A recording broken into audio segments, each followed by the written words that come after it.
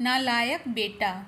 60 साल के रमेश जी ने अपने बड़े बेटे से फ़ोन पर कहा, बेटा हमारा एक्सीडेंट हो गया है। मुझे ज़्यादा चोट नहीं आई है, पर तेरी माँ की हालत गंभीर है। कुछ पैसों की ज़रूरत है और तेरी माँ को खून चढ़ाना है। उनके बड़े इंजीनियर बेटे ने जवाब दिया, पापा मैं बहुत व्यस्त हूँ आजकल, मैं नहीं आ सकता।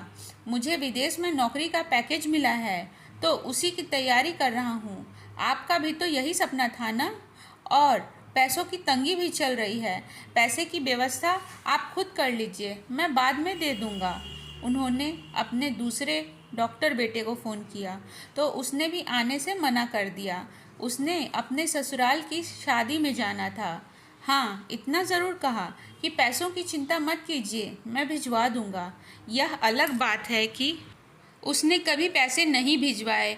उन्होंने बहुत मायूसी से फ़ोन रखकर कहा, अब उस नालायक को फ़ोन करके क्या फ़ायदा?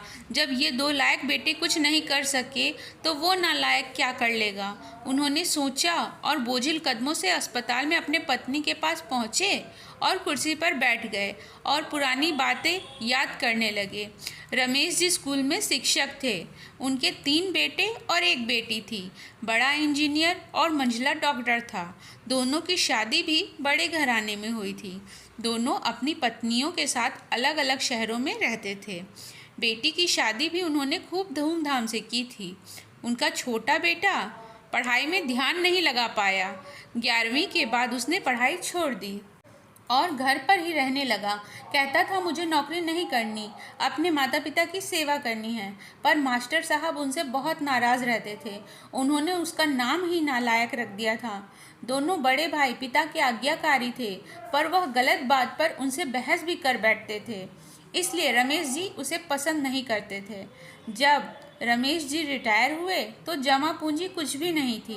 सारी बचत दोनों बच्चों की उच्च शिक्षा और बेटी की शादी में खर्च हो गई थी। शहर में एक घर और गांव में थोड़ी सी ज़मीन थी। घर का खर्च उनके पेंशन से चल रहा था। रमेश जी को जब लगा कि छोटा बेटा सुधरने वाला नहीं, तो उन्होंने बंटवारा कर दिया और उसके हिस्से की ज़मीन उसे देकर उसे गांव में ही रहने भेज दिया। हालांकि वह जाना नहीं चाहता था, पर पिता की जिद के आगे झुक गया और गांव में ही झोपड़ी बनाकर रहने लगा। रमेश जी तब से अपने दोनों होनहार और लायक बेटों की तारीफ किया करते। उनका सीना गर्व से चौड़ा हो जाता था, पर उस नालायक का नाम भी नहीं लेते थे। 2 दिन पहले दोनों पति पत्नी एक्सीडेंट हो गया था। वह अपनी पत्नी के साथ सरकारी अस्पताल में भर्ती थे। डॉक्टर ने उनकी पत्नी को ऑपरेशन करने को कहा था। पापा पापा की आवाज़ सुनी तो देखा सामने वही नालायक खड़ा था। उन्होंने गुस्से से मुंह फेर लिया, पर उसने पापा के पैर छुए और रोते हुए बोला, पापा आपने इस नालायक को क्यों नहीं बताया? पर मैंने भी आप लोगों पर जासूस छोड़ रखे हैं, खबर मिलते भागा हूँ। पापा के विरोध के बावजूद उसने उनको एक बड़े अस्पताल में भर्ती कराया, माँ का ऑपरेशन कराया, अपना खून दिया, दिन रात उनकी सेवा में लगा रहा और फिर एक दिन वह गायब हो गया। वह उसके बारे में फिर बुरा सोचने लगे थे कि तीसरे दिन वह वापस आ गया। महीने भर में ही माँ एकदम ठीक ठाक हो गई। वह अस्पताल से छुट्टी लेकर उन लोगों को घर ले आया। रमेश जी के पूछने पर बता दिया कि खैराती अस्पताल था, पैसे नहीं लगे हैं। घर में नौकरानी थी ही। वह उन लोगों को छोड़कर वापस गांव चला गया। धीरे धीरे सब कुछ सामान्य हो गया। एक दिन यूं ही उनके मन में आया कि उस नालायक की खबर ली जाए। दोनों जब गांव के खेत पर पहुंचे तो झोपड़ी में ताला देखकर चौंके। उनके खेत में काम कर रहे आदमी से पूछा तो उसने कहा, यह खेत अब मेरे हैं। क्या? पर यह खेत तो। उन्हें बहुत आश्चर्य हुआ। उस आदमी ने कहा, हाँ, उसकी माँ की तबीयत बहुत ख़राब थी और उसके पास पैसे नहीं थे, तो उसने अपने सारे खेत बेच दिए। वह रोजी रोटी की तलाश में दूसरे शहर चला गया है। बस यह झोपड़ी उसके पास रह गई है। यह रही उसकी चाबी। वह झोपड़ी में दाखिल हुए तो बस उस नालायक की याद आ गई।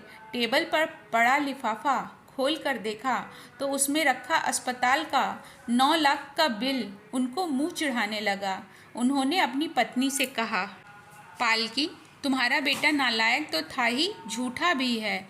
अचानक आंखों से आंसू गिरने लगे और वह जोर से चिल्लाए, तू कहाँ चला गया नालायक, अपने पापा को छोड़कर? एक बार वापस आ जा, फिर मैं तुझे कहीं नहीं जाने दूंगा।